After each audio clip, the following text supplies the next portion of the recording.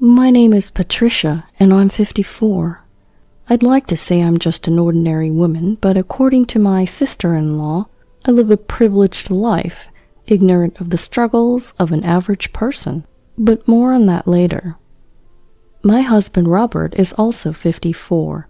Both of us work full-time during the week. We don't have any children. So the reason why my sister-in-law keeps saying I'm privileged and don't know the struggles of an average person is because we live in a nice neighborhood. It's near both downtown Boston and the bustling Chinatown. And of course, it's within walking distance to the local subway station. My grandfather built a house on his land which my parents inherited, and when they passed away, my husband and I gave up our apartment and moved in. Now this sister-in-law who keeps calling me privileged is 46, 8 years younger than me. She often visits our place. Leaving her husband and their 12-year-old child at home, she travels 2 hours from her home to visit us, at least once every 3 months over the weekend. She seems to love downtown Boston. My sister-in-law is 8 years younger than her brother. Robert was in elementary school when she was born, and he says she was a tiny, adorable baby. Apparently, his parents spoiled her as she was a child born late in their life. But no matter what, I just couldn't bring myself to like my sister-in-law. It's nice, isn't it, growing up without any struggles in a place like this? She'd say in a sarcastic tone. Her favorite phrase is, I was born in the countryside where there's nowhere fun to go, while a princess like you must have grown up all snug and warm without knowing such struggles. It's pretty clear she's not fond of me. Despite this, she likes downtown and Chinatown and keeps visiting us. And of course, she always arrives empty-handed. Her reasoning? Even if I brought a gift from the countryside, you'd just make fun of it. She'd arrive empty-handed and go on about how it's nice to be so close to downtown and Chinatown. You must live a life without any struggles. You can live without a car. Us country folks can't live without a car, so gas costs us a lot of money. When I'd reply, but the area you live is nice too, right? I love it. The air is fresh, and the people are kind. She'd retort, What's that, sarcasm? You live in a city where you have anything you need within walking distance and good public transportation. If I said, I don't really go out that much, I'm working during the day, she'd respond, What you really want to say is, Of course, I live by all the major tourist spots unlike you, right? It makes me want to ask who the sarcastic one is here. Her words can be a bit harsh, so I've expressed my discontent to Robert before. But he dismissed it, saying, Oh, my sister's just outspoken. She's very straightforward. Now, amidst all this, I heard that my sister-in-law is planning to build a house. Then, during one of her visits, I asked, Oh, where? To which she responded, Obviously near my current place, Patricia. Unlike you, I had to buy the land. I wasn't born with any property to inherit like you, so there's no way I could afford such a nice area. Must be nice being rich. By this point, I was genuinely frustrated, so I asked, Well, can you tell me how I should have phrased it so I wouldn't have come off as offensive? She just laughed and said, How about you stay quiet? Everything you say sounds offensive anyway. I was left with no choice but to stay silent. From then on, I was completely left out of the conversations. Ever since then, she visits, but doesn't say a word to me. But she still comes, and even more often than before. And that's because Robert allows it. I asked Robert, Hey, isn't it strange that your sister comes over and ignores me? She uses our bathroom and eats our food, and she still ignores me. He just said, Patricia, I told you she's straightforward. You don't have to talk to her either. She leaves her husband and child at home when she visits us, so we wouldn't have to keep them company as well. It means you don't have to care for her either. But still, one day she went out to Chinatown, came back, used the bathroom, and went to bed, all without saying a word. The next morning she ate the breakfast I had prepared, but didn't even thank me and left. Since when did our place turn into an inn? Am I a cook, a maid, and a hotel manager? I feel like we should be charging her for a season pass at this point. 3 months later, she visited us again. Today, she's planning to explore the town. But that evening, she spent a long time talking with Robert. She stayed the night and left the next day. But Robert was excited and showed me a bunch of pictures. Hey, look at this. It's the house my sister built. Oh, her house is all built now. You're going to love this. He showed me a picture of a pristine white building. Indeed, it looked newly built and was very pretty. Isn't this amazing? Robert enthusiastically showed me another picture. I tilted my head. At first glance, it looked like a garage, but from looking at the mop in the picture, I could tell it wasn't big enough to fit a car. Huh? Is that... That's right, isn't it amazing? Robert exclaimed proudly and then shouted out. It's a garage for a motorcycle and it's custom made. My Harley can fit in here. What? I was completely stunned. Yeah, like I said, I can fit my Harley here. I don't understand what you mean. This is your sister's house, isn't it? Well, I've been talking with her about swapping houses for a while. What? Caught off guard by this unexpected response and development, I was shocked. I dropped my plate that I was holding. She's been saying that she likes this house's location for a while now, and I was saying that I don't like how old this house is since it's been passed down from your family for generations. Then she says, Well, how about I build a new house here and we swap houses? So I had her build a special motorcycle garage there so I can park my Harley. Wait, huh? What? He never discussed any of this with me. I don't want to leave this house. It's not like I have any particular feelings about her house. Actually, I can't even process it all yet. Robert started to get irritated, perhaps because he didn't expect my objection. As far as I'm concerned, his reaction was unexpected. What are you hesitating for? My sister and I have been discussing this for a while. So what? I was never included in any of those discussions. You guys have been ignoring me this whole time. But think about it, it's a great deal. It even comes with a garage for my motorcycle. Wait, what about me? You like to watch suspense shows, right? There's a TV in their house, too.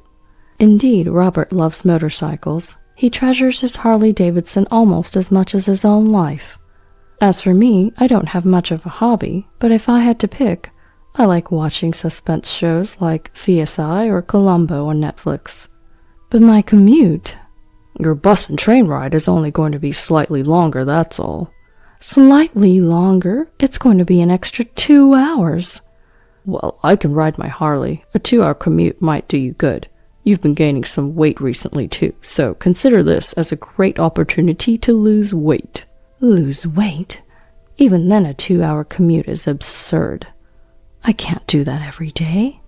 But his mind was already filled with dreams of the new house and its dedicated garage for his Harley. He was genuinely surprised and annoyed that I had somewhat of an attachment to our old house. Finally, he gave me an ultimatum. I'm giving our house to my sister and her husband. Theirs is a new house with a garage for my bike. What's there to refuse? If you don't agree, I'll divorce you, he declared. Wait, divorce? Did he just threaten me with divorce? I was taken aback. All right, just give me a night to think about it. I barely managed to utter those words. I crawled into our bed. Shocked, I just spaced out for about 2 hours. A new house with a garage for his bike. It seemed like it was built solely for Robert's benefit. I mean, his sister and her husband didn't even own a bike. That meant they had built the house with the intention of taking ours from the start. And the fact that Robert agreed without consulting me just added insult to injury. And to top it off, he told me he'd divorce me if I didn't agree. It was no different from a threat. I'm not going to forgive him for this. And so, for the next 8 hours until the break of dawn, I hustled with my phone. The following day, I told Robert that I agreed we would move out. I did ask for a couple conditions. 1, to give me 2 weeks to pack since I work on the weekdays, and 2, they can't move in until we've moved out, right? I asked. Well, yeah, I suppose so. Robert agreed. You got them to build a garage, right? So as a sign of gratitude, I want to make sure we leave this house in a pristine state. Let's have the house professionally cleaned and hand it over 2 weeks after we leave." Robert agreed to this as well. Satisfied, I called 2 places while Robert wasn't around. The next 2 weeks flew by. Robert was happily packing, singing some weird song about his Harley. I asked my sister-in-law over the phone, "How large are the rooms in your house?" to decide on our furniture arrangement. They would also call about our layout. As they are moving from an apartment, a notice of just 4 weeks for moving is quite short. They seem to be preparing for their move in a rush. Then on moving day, "Hello, we're from U-Haul Moving and Storage," said the movers upon arrival. Please come in this way," Robert directed the workers. However, shortly after, "Hello, we're from 2 Men in a Truck," said another group of movers. "What?" Robert was surprised. I slid past my surprised husband. Please come in this way," and ushered the workers in. "Hold on, what's going on?" Robert shouted. "What's going on? I said we could move, so I'm moving to my new home. Okay, everyone, the boxes with the yellow tape are mine. Please take those this way. I'll need U-Haul to take the rest with them," I quickly instructed. And an hour later, "Well then, thanks for everything. I'll mail you the divorce papers later." "Hold on a second," Robert shouted in panic. I turned back slightly. "You were the one who wanted a divorce, remember?" Leaving Robert behind, I quickly left the scene and got in the taxi I had called for. But it was a very short ride. "Long day, huh?" A man who had been waiting approached me. It was my older brother, Dave. Dave had come to help me move. "Well, it's good that you found a place in 2 weeks. "It's a rental, but yeah." "Well, once everything settles down, you can start looking for an apartment or something. But man, what a disaster." "It's more than just a disaster. Anyway, I labeled all the necessary household items like the rice cooker with yellow tape, so I'll still be fine on my own. Dave helped me out. Even though the movers took care of the large items, I still needed help for the rest, so it was a huge help.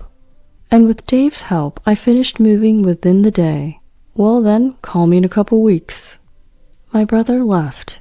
2 weeks passed since the day of my move. My phone rang, just as expected. "Hello?" On the other end was my sister-in-law. "What the hell is going on?" I just listened to her quietly. "The house is gone." I stifled a laugh and looked down. Not being able to speak was killing me.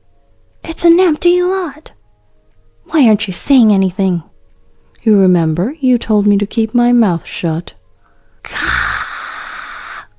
My sister-in-law screamed at the top of her lungs. I finally burst out laughing. It seems my sister-in-law and Robert are together. The phone was handed over to Robert. "Did you really have to go that far?" he yelled in a voice close to tears. "Look who's talking. You're the one who threatened me." I was literally in stitches. Besides, I told you that I wanted to make it clean, didn't I? Your idea of clean is way off. It's the ultimate state of clean, a fresh start. Robert was clenching his fists in frustration. "Anyway, come over now so we can talk." "There's nothing I need to talk to you about." "If you refuse, I won't sign the divorce papers." "You remember, the day I refused to leave the house, you threatened to divorce me. Look at how quick you've changed your mind." "Shut up." "All right, I'll go to your place, but I'm too scared to go alone, so I'll bring someone with me." And so I contacted my brother. "Is this my cue? Here I come." What a reliable brother he is. "Thank you all for gathering today." My sister-in-law's husband, who I hadn't seen since the wedding, began as if initiating another wedding ceremony. My sister-in-law's husband seemed timid. Me, Dave, my husband, his sister, and her husband all took seats around the table in my husband's new home. We couldn't have children present with us, so we had them in the room next to ours. However, the atmosphere in our room was tense. My sister-in-law had come here high-spirited, but was stunned when she saw an empty lot where the house was once built. But since they had already ended the lease of their apartment, they couldn't go back. In a rush, He had the movers bring all of his stuff into his sister's newly built house. As a result, there were 2 of everything, 2 cabinets, 2 tables, which made the space incredibly cramped. I was shocked to see everything in doubles. It was like a broadcasting accident you'd hear about on TV. Seriously, why would you take the place down? You took it too far. That's right. Just because my sister is laid back and you're the sensitive type, doesn't mean you can do this to her. How low can you be? Robert and his sister were yelling their heads off. I laughed.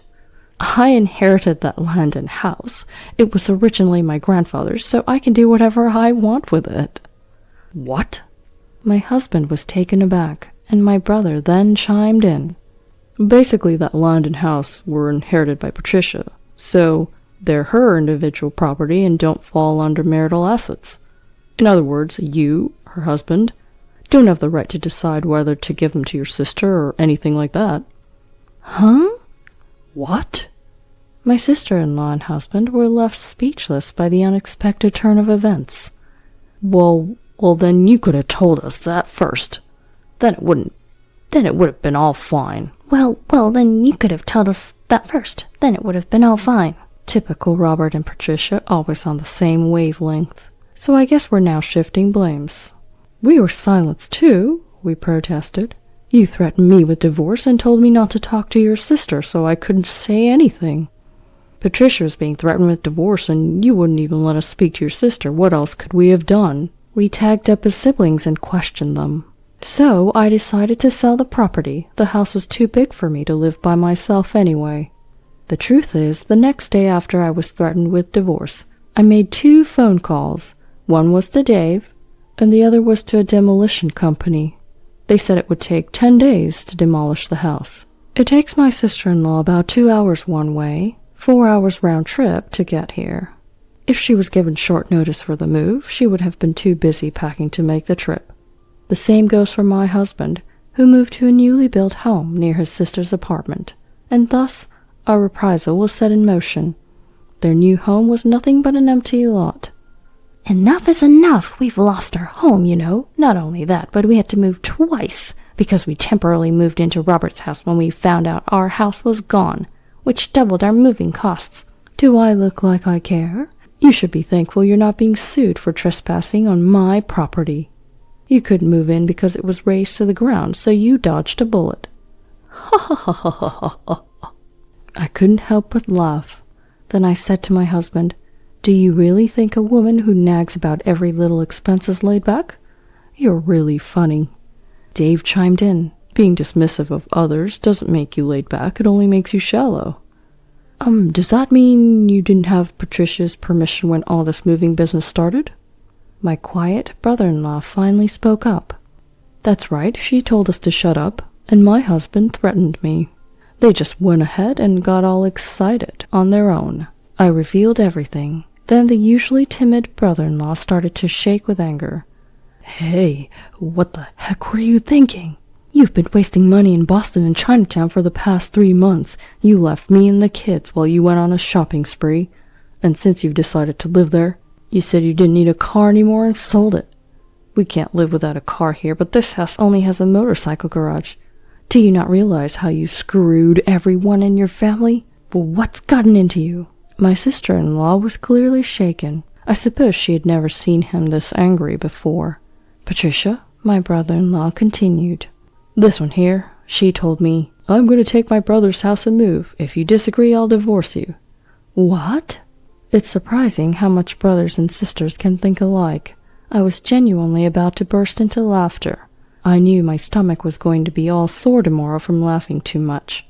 But since I'm a software engineer who can work from anywhere, and I thought it would be sad for the kids if their mom wasn't around, I agreed to her demand. But now that things have come down to this, I realized how my wife's selfishness could hurt my whole family. Besides, what you said earlier about Robert's statement, that woke me up finally. He then took a deep breath and looking at his wife said, You threatened me. And finally he said, Well, it's over for us too. I will protect and raise the kids. I'll go along with your threat as if it were a proposition. Well, now it's my turn. Looking at my husband, I also delivered the final blow. Robert, I'll also accept your demand as a proposition. We are truly finished now. Goodbye. Oh, hold on. If I lose the house, that means the situation has changed, right? Exactly. The situation has changed, so it's not fair to cut us off like this. The siblings both started shouting. I just brushed them off with my brother-in-law. You guys created this ridiculous situation, got all excited, and now you're just back to where you started, said my sister-in-law's husband. After that, my sister-in-law's husband and I each hired a lawyer, and each pursued a mediated divorce. The newly built house that my sister-in-law had built was apparently going to go to her husband, along with custody of the kids. My sister-in-law, who was a spendthrift, and always out and about, always left the kids' care to her husband, even on weekends, and her kids indeed felt distant and lonely. But now that they're living with just their father, they said they're happier now, since they know their father will always be there for them.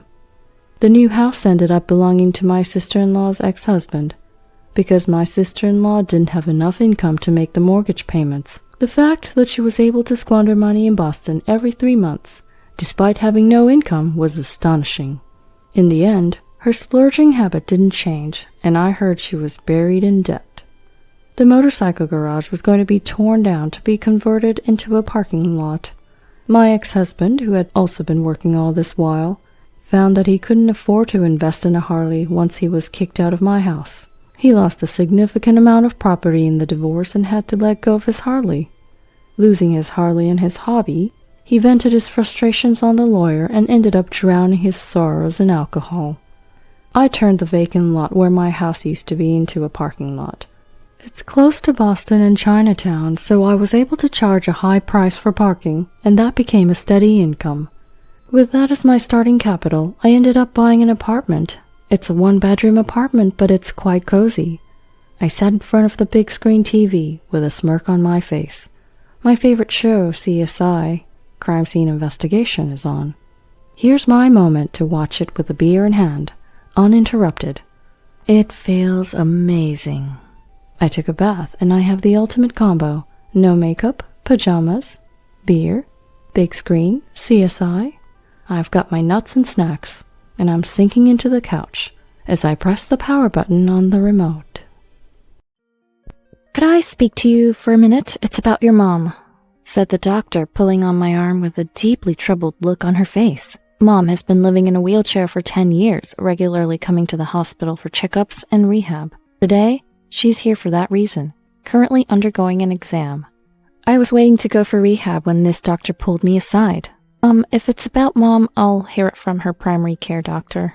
I gently shook my right arm free from the doctor's grasp. The doctor standing before me now is a woman, but Mom's primary doctor is a man. I wasn't informed of any changes. Why am I hearing about Mom from a doctor who isn't her primary doctor? With suspicion in my eyes, the female doctor in front of me impatiently wrapped her hands around mine. There's something about your mom that I need to tell you, and only you. It's something that would be problematic if heard by her or her primary doctor. Just to me? I took a step towards the female doctor, who looked back at me with a serious expression. I'm Madison, a 35-year-old single corporate employee. I work for a major company, but currently I'm working remotely for a particular reason. I've been raised in a single-parent family for as long as I can remember. My parents divorced when I was very young, and I have no memory of what my dad looked like or who he was. All I know is that his name was Michael. According to Mom, my dad was a good-for-nothing. He treated Mom like a slave, and left her because he said the child was in the way, running off with a younger woman he was having an affair with. We've never been able to get in touch with him since, and Mom has disposed of all photos that had Dad in them. Because of these circumstances, there was no dispute over custody after the divorce, and Mom took me in. I can never thank Mom enough for working late into the night and raising me single-handedly. Thanks to her, I was able to go to college and even land a job at a major company. Mom poured so much love into me that I never felt lonely growing up in a single-parent home. Besides, I've never felt the desire to meet Dad. Over and over, Mom would say, "That man was truly hopeless, Madison, so think of it as if you never had a dad to begin with." When I first heard about how Dad treated Mom and his infidelity, I couldn't contain my anger towards him. So even when I saw my friends' parents together at school events, I never felt envious. Just as Mom advised, I hardly ever thought about Dad, and I started living on my own as soon as I got a job. Although my job was demanding, I was living a fulfilling life until a turning point came when I was 25. Mom was involved in a traffic accident and ended up needing a wheelchair. Having lost her ability to walk, Mom had to quit her job, and the always bright and hardworking woman I knew began to lose her smile and became depressed. Unable to move as she used to, she spiraled into depression, and despite having numerous helpers, none seemed to fit well, leaving Mom growing increasingly frail. During this time, I received several calls from Mom saying she felt lonely and wanted me to come back home, which worried me enough to return to take care of her. I decided to use my paid leave to dedicate a week to her care, hoping to return to work once Mom got better. Mom seemed relieved by my return, showing smiles after a few days, but when I mentioned I'd be returning to my own place soon, her demeanor changed drastically. "No, Madison, please, don't leave. Don't leave me alone," she cried hysterically, clinging to me. "Mom, calm down. I understand. I'll talk to my company again." Confused but unable to turn away from Mom, who raised me by herself with so much sacrifice, and knowing how much she detested the idea of me living alone after getting a job, seemed she couldn't bear the loneliness. Perhaps her physical and mental condition had deteriorated too much. I consulted with my company and decided to switch to remote work, working shorter hours until Mom's condition improved. Then, ever since that day, Mom started to dislike being alone, always sticking close by even when I was working from home. No matter how much I explained that I couldn't have anyone but employees see my work, I had to ask her to leave the room. But Mom would always wait in a spot where she could see into my room. It felt like I was always being watched, and I resented myself for feeling suffocated by it. Mom continued her visits to the clinic for rehab, but her condition never improved, leaving me with no prospect of returning to the main office. My personal life was dominated by taking care of Mom, leaving no room for new relationships or a boyfriend, and this lifestyle has now entered its 10th year. Currently, Mom is 60, and it seems her dependency on me worsens with each passing year. Merely mentioning that I would leave the house for shopping would set her off into a frenzy, insisting I take her along. Calming her down took so long that living alone again seemed impossible. Yet I couldn't abandon my real Mom, who's loved and raised me from childhood. Then one day, Mom had a regular checkup, and I always accompanied her to the hospital. Her doctor was Dr. Thomas, a man in his 40s, and he had been overseeing Mom for 10 years, and I trusted him completely. After Mom went into the exam room for her checkup, I stepped outside the hospital to make a work call. When I was about to return to the exam room after about 10 minutes, a doctor stopped me. "Excuse me, you're Sophia's daughter, aren't you?" Sophia is my mom's name. The person who called out to me was a female doctor, seemingly around my age. Her name is Aria, and she recently started working at this hospital in the same department as Dr. Thomas, Mom's doctor. Surprised, I replied, "Yes, that's me. Is there something wrong?" "Do you have a moment? There's something I need to discuss with you about your mom." "About Mom? Sure, I don't mind." Thinking the exam wasn't over yet, I nodded in agreement. Dr. Aria seemed relieved and led me to a small private room close to the exam room, used for consultations. After being invited to sit, I took a seat across a small desk where Dr. Aria, sitting opposite of me, looked at me directly and asked, "You've moved back to your family home to take care of Sophia, right?" "Huh? Yes, that's correct." I shared with Dr. Aria that I had been taking care of Mom and working from home for the past 10 years. Since moving back home, I've hardly had the chance to hang out with friends, and I've never discussed this with anyone else. Dr. Aria listened quietly, nodding as I found myself venting frustrations I usually keep to myself. "I'm sorry for going on about this." "It's okay. So 10 years, huh?" She smiled kindly before suddenly becoming pensive, then looked at me seriously and began to speak. However, what reached my ears was not Dr. Aria's words, but Mom's scream. Rushing to the door in a panic, what I saw left me speechless, and then Dr. Aria slowly shook her head. "You should leave your home immediately. It's better to escape from your mom." Her straightforward statement left me speechless. Suppressing this rising anger, I thanked Dr. Aria. Then, without going back to Mom, I returned home. Upon arriving, I hurriedly began packing my belongings. The image of Mom I saw at the hospital haunted me. 2 hours passed as I continued packing, with countless calls from Mom coming in. She must be panicking because I didn't show up after her exam and rehab.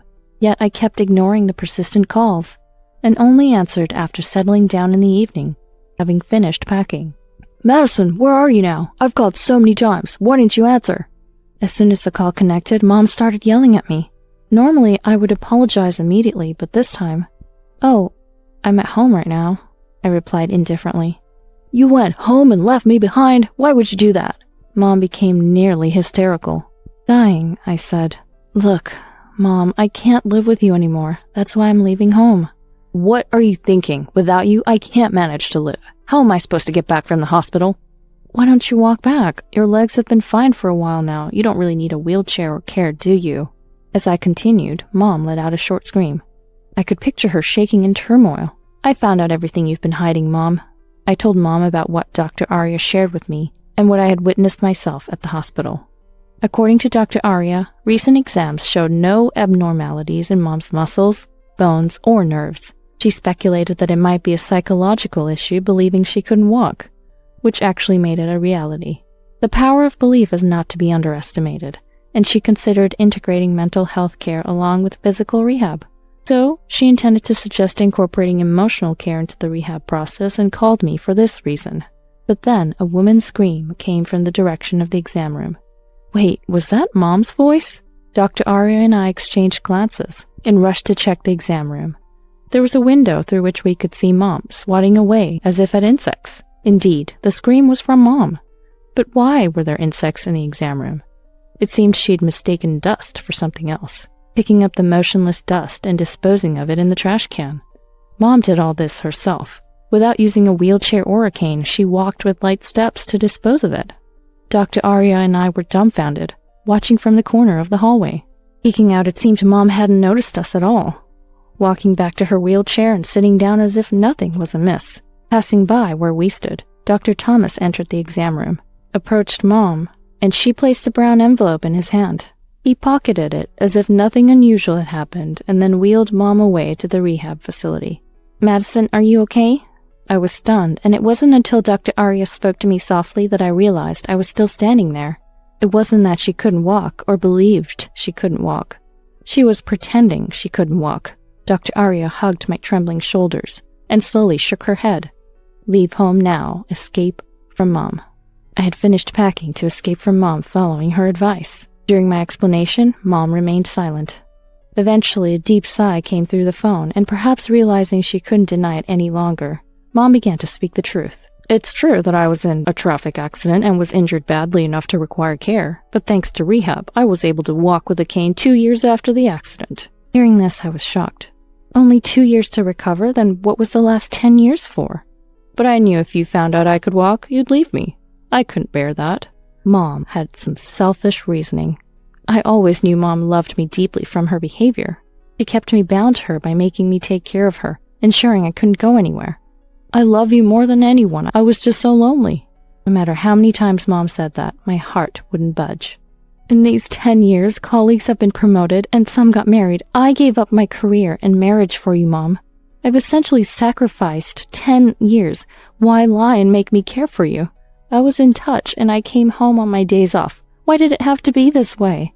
As I confronted Mom, tears started to overflow, and I finally declared I had no intention of caregiving anymore. Then at last I said, I'm leaving home today. Don't ever contact me again. And with that, I rejected Mom. Mom was still ranting about something, but I didn't listen and hung up the call. A month later, I, having started living on my own again, was at a certain hospital. Just as I was about to leave after my checkup, a familiar figure rushed towards me. It was supposed to be Dr. Thomas, Mom's doctor. He looked more gaunt than I remembered, with an air of exhaustion emanating from him. Wondering why he was at this hospital, I was taken aback by his desperate demeanor, but reluctantly agreed to listen to what he had to say. Then he confessed that he had known about Mom's recovery from the start, and had diagnosed her as disabled in exchange for money from Mom. The envelope Mom had handed him that day apparently contained cash as well. Due to Dr. Arya's complaint, the hospital had discovered the truth, and he was fired soon after. Furthermore, he was facing imminent arrest and the revocation of his medical license for continuously forging medical documents. However, I've done nothing wrong, he insisted. Shockingly, Dr. Thomas claimed that the money was not a gift from Mom, but hush money from me. He alleged that I had planned to defraud disability pensions by making Mom appear disabled, and had coerced him into writing the necessary documents under duress. Of course, none of this was true. It was Dr. Thomas who had reached out to Mom. To think he would try to shift the blame onto me now that he was facing arrest was unbelievable. What are you talking about? I did no such thing. No, it's the truth. I'll tell everything to the police without holding back. Dr. Thomas's eyes were bloodshot as he shouted, and I turned pale. There was not a single piece of evidence in Dr. Thomas's story, but proving my non-involvement with them would also be difficult. As I was on the verge of tears, contemplating the impossibility of proving a negative, a man approached me and stood in front of Dr. Thomas as if to shield me. Oh, you're the hospital director here. Oh, I have something important to discuss with you. At the sight of the man, Dr. Thomas's face turned ashen. He approached, trying to smile and rubbing his hands together, but the man frowned and glared at him. What are you doing to my daughter? Daughter? The man Dr. Thomas glared at was the director of this hospital, and also my dad, Michael. Yes, the dad I had separated from in childhood after he divorced Mom. My dad was actually a doctor too. As it turns out, my dad was a doctor who had risen through the ranks to become the director of a major hospital after leaving Mom. He had also been in favor of revoking Dr. Thomas's medical license after learning of his misconduct. So your family? Then please, I need to talk. I was coerced into writing those documents by her. It must be hard for you as a dad to see your daughter become a criminal. Please, could you speak on my behalf? Dr. Thomas begged for my dad's mercy on the spot, but Dad shook his head sternly. Don't be ridiculous. You and the hospital have deceived everyone, including my daughter, who cared for her mother for 10 years. She was kept at home for disability benefits, and you wanted to repay your gambling debts. Scammers like you deserve the appropriate punishment. With that, Dad dismissed Dr. Thomas's plea. Well, damn it. Realizing he was defeated, Dr. Thomas collapsed on the spot. Surrounded by onlookers, I could only watch him with an indescribable feeling. Then suddenly, someone pulled my arm hard from behind. Turning around in shock, I saw Mom standing on her own 2 feet, with a terrifying expression. What are you doing to Madison? He screamed, glaring at Dad. Mom, why are you here? I knew Dr. Thomas was looking for you, so I followed him here, Mom said, her determination chilling. Her resolve to find me was intense. Give Madison back. I won't let you take her, Mom yelled at Dad, her face more fierce than I'd ever seen, and I felt a shiver of fear. I shook off Mom's hand. Stop it already, I yelled. I knew all the stories you told me about Dad were lies.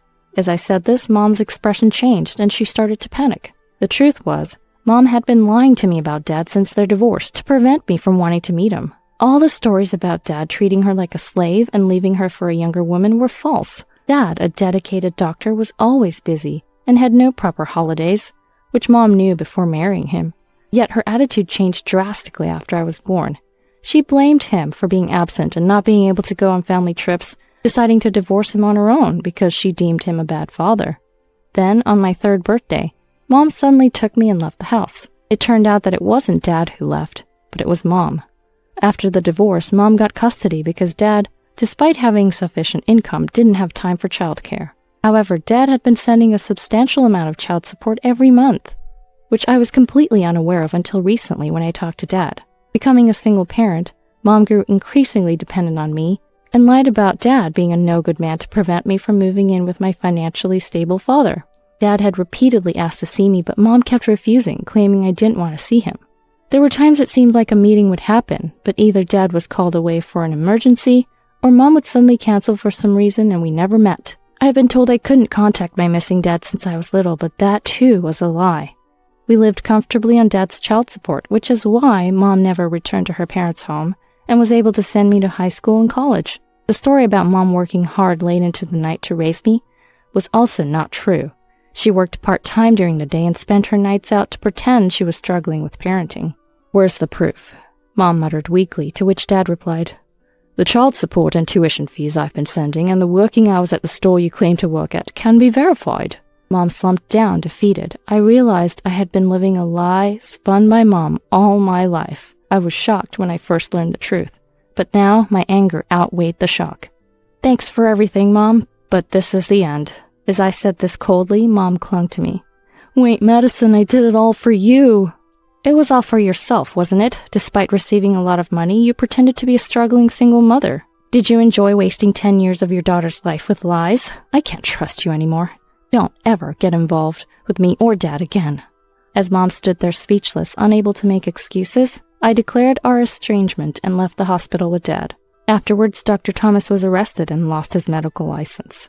He was sentenced to prison for repeatedly forging medical documents and sued by the hospital for tarnishing its reputation. Mom was also charged with bribery for paying a doctor to write false medical diagnoses, ordered to return all the pensions she had received plus interest, and faced legal action for fraud. What happens to Mom from now on is no longer my concern, as I've cut ties with her. As for me, the shock of being betrayed by Mom led me to seek help at a major hospital, where I reunited with Dad while getting a referral. I was happy to learn that he hadn't forgotten me when he recognized my full name and reached out.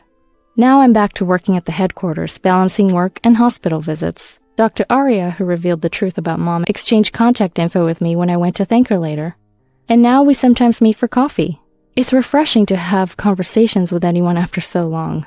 Dad and I also keep in touch regularly, reclaiming our time as a family. I'm going to see a movie with Dr. Arya soon. It's been about 10 years since I went to the movies with anyone, so I'm really looking forward to it. I shared this with Dad during a dinner out after work one day. Dad smiled gently. "From now on, live as you wish, Madison," he said. I nodded deeply, determined to enjoy a fulfilling life while planning for the future.